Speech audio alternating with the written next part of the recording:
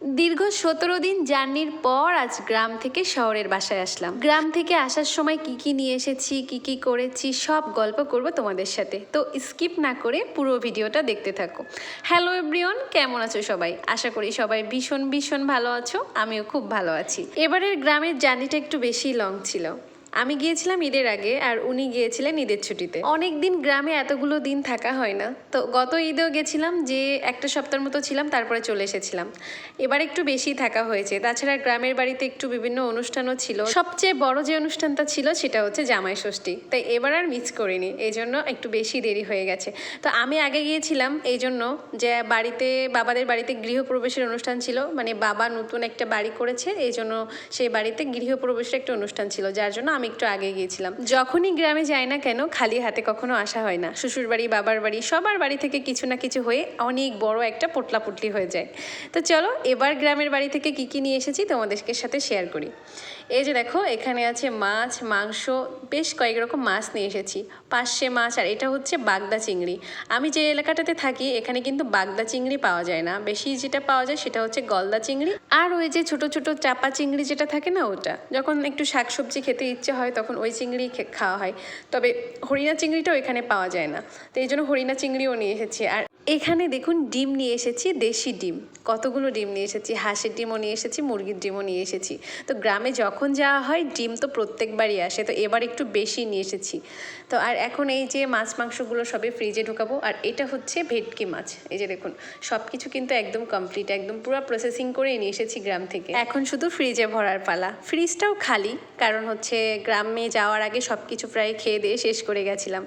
আর এই যে বাগদা চিংড়িগুলো আমি কেটে কুটে একদম পরিষ্কার করে নিয়ে এসেছি। আর এই হচ্ছে অল্প পরিমাণের কিছু হরিণা চিংড়ি নিয়ে এসেছি, কারণ হরিণা চিংড়ি নাকি বেশি পাওয়া যায়নি। আর এটা হচ্ছে গ্রামে পালা দেশি মোরগের মাংস। তো এটা কিন্তু খেতে যেমন স্বাদ, আর দেশি জিনিসের কিন্তু সবটারই স্বাদ অনেক বেশি।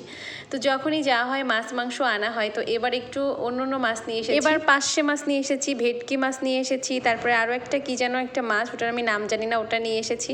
আর অন্যবার যে মাছগুলো আনা হয় সেগুলো একটু বেশি কমন, তবে গ্রামের মাছগুলো খেতে একটু বেশি ভালো লাগে বলে গ্রাম থেকেই আনি। তো এবার ভেটকি মাছটা পেয়েছিলাম, মানে পেয়েছিল আর কি উনি, এই জন্য সাথে সাথেই কিনে নিয়েছিল। তো এখন ফ্রিজে ঢোকাচ্ছি। আর ফ্রিজে দেখুন কি পরিমাণের বরফ জমে গেছে। অল্প কিছুদিন ছিলাম না, তার ভিতরে দেখুন কি পরিমাণে বরফ জমে গেছে। এখন ফ্রিজটা একটু নোংরাও হয়ে গেছে, যার কারণে পরিষ্কারও করা লাগবে খুব দ্রুত। তো এখন এই বস্তা খুলছে আমার কর্তামশাই। দেখি এখন বস্তাতে কি আছে, চলুন দেখি। বস্তার ভিতরে মূল আকর্ষণ কি কি অপেক্ষা করছে, চলুন বস্তাটা খুলুক। বস্তাটা এত শক্ত করে বেঁধে দিয়েছে যাতে পড়ে না যায় কোনো কিছু। তো এই যে দেখুন, দুধ নিয়ে এসেছে, একদম খাঁটি গরুর দুধ। আমাদের বাড়িতেই গরু পালা হয়, আমাদের বাড়িতে এক গোয়াল গরু আছে, তো সেই গরুরই দুধ নিয়ে এসেছি। তবে আজকে দুধের পরিমাণটা একটু কম নিয়ে এসেছি, যেহেতু অনেক দূরের পথ ছিল আর অনেক কিছুই নিয়ে এসেছি, যার কারণে দুধ একটু কম করে নিয়ে এসেছি। কারণ আমার বাসা বাড়িতেও একজন আছে, তিনি রোজ আমাকে আধা কেজি করে দুধ দিয়ে যায়, যার জন্য একটু দুধটা কম নিয়ে এসেছি। আর এই যে দেখুন খাঁটি, এটাও কিন্তু একদম নির্ভেজাল। আমার বাবার বাড়িতে আম গাছে নাকি মৌচাক বেঁধেছিল, সেখান থেকে এই মধু সংরক্ষিত করা হয়েছিল, তাই আমিও নিয়ে এসেছি কিছু। আর এই কৌটাতে একটু অল্প পরিমাণ কাসুন্দি আছে, আমার শাশুড়ি মা দিয়েছে। আর এই যে দেখুন গ্রাম থেকে আম নিয়ে এসেছি, এগুলো একদম আমাদের গাছেরই আম। আমাদের বাড়ির পিছনে যে বড় আম বাগানটা আছে ওই বাগানেরই আম। তো আম গাছ বিক্রি করে দেওয়া হয়ে গেছে, তবে কিছু আম রেখেছিল খাওয়ার জন্য। আর আমরা যেহেতু যাই না গ্রামে, তেমন গ্রামে যাওয়া হয় না, দূরে থাকি, এই জন্য আমাদের জন্য এই আমগুলো রাখা হয়েছিল। তো সেই আমগুলোই ফেরে নিয়ে এসেছি।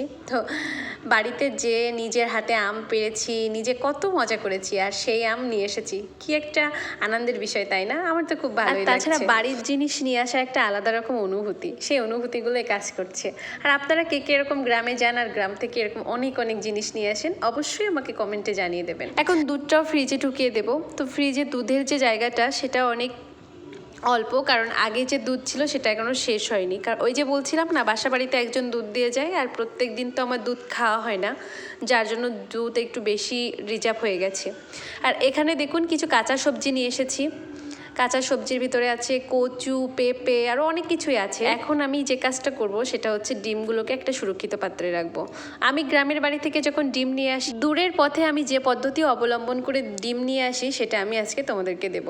তো এই যে দেখুন, প্রত্যেকটা ডিমে কিন্তু আমি খবরের কাগজ মুড়িয়ে নিয়েছি, প্রত্যেকটা ডিমে কিন্তু খবরের কাগজ মোড়ানো। তো ডিমগুলো একটু নোংরা আছে, যেভাবেই দিয়েছিল বাড়ি থেকে ওভাবেই নিয়ে এসেছি। এখন আমি এটা ক্লিন করব, স্যাভলন দিয়ে ধুবো, তারপরে হচ্ছে এটা ফ্রিজে রাখবো। তো যাই হোক, যেটা বলছিলাম, এইভাবে ডিম নিয়ে আসলে কিন্তু একটা ডিমও আপনার ভাঙবে না।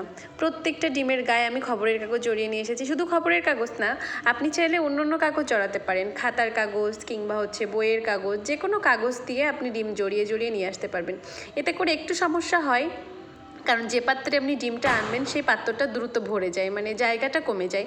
তারপরেও কি, যতগুলো ডিম আসুক না কেন, ডিমের কোনো আঘাত লাগে না, ডিমটা ক্ষতি হয় না, একদম পুরা ফ্রেশভাবেই আসে। একটা ডিমও কিন্তু এখানে ভাঙেনি, দেখতে পাচ্ছেন। যদি কেউ গ্রাম থেকে ডিম নিয়ে আসেন তাহলে এভাবেই সংরক্ষণ করে আনতে পারেন। তো গাইস, গ্রাম থেকে আমি কী কী জিনিস নিয়ে এসেছি, গ্রামে কী কী করলাম, সব কিছুই আপনাদের সাথে শেয়ার করলাম। তো এই ছিল আজকের ছোট্ট একটা লং ভিডিও। যদি আমার ভিডিও ভালো লেগে থাকে অবশ্যই সাপোর্ট করে পাশে থাকবেন। টাটা।